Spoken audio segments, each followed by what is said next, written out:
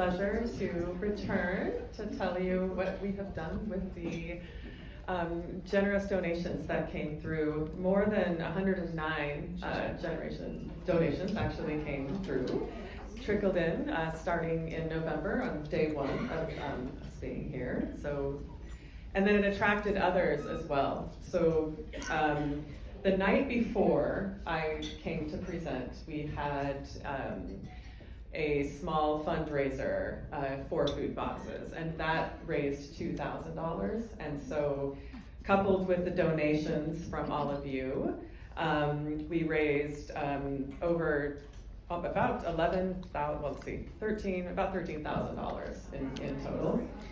And what that means is we are able to create 320 food boxes.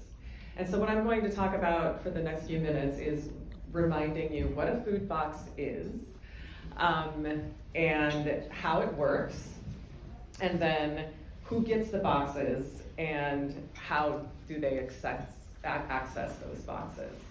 So just to remind you, the North Coast Food Web, my name is Jessie Jones, I'm the Executive Director of the North Coast Food Web. And our mission is working to cultivate a resilient and equitable food system by supporting producers and increasing access to local food. So one of the beauties of the food boxes that I mentioned last time is that when a food box is purchased, we purchase that from a producer. That producer keeps 80 to 90% of the money. So we're talking local farmers, local ranchers, people who create, honey products, and then locally made foods as well. So what comes in a box? The boxes are worth $40 approximately. And if you're a vegetarian, we have vegetarian boxes. And if you eat meat, then we have those as well. So a typical box will include fish from Tray Fin or another local fisher. Meat, other types of meat, we have pork, we have beef.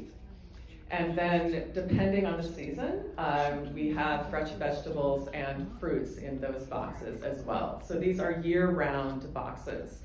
We also have local granola, and like I mentioned, honey. We have eggs, butter, milk, and then just the variety of vegetables that you can imagine. And Clatsop County, Pacific County, Columbia County is where we get, where our farmers are. A majority of our farmers are very, very close to Astoria, like Lewis and Clark Road, for example, Highway 202.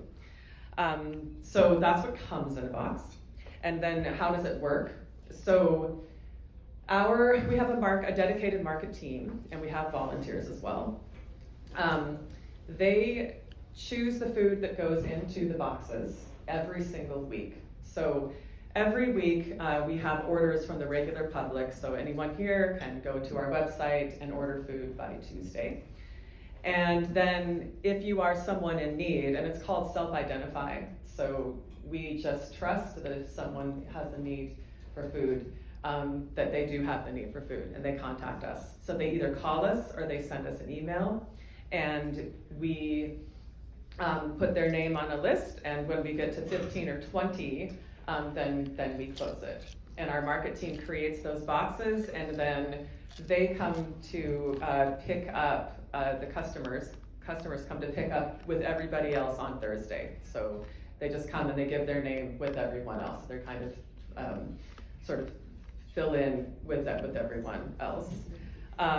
So that's how the box program works. One of the wonderful things about us receiving this donation was it really elevated what our food box program is, and so it's attracting more and more donations.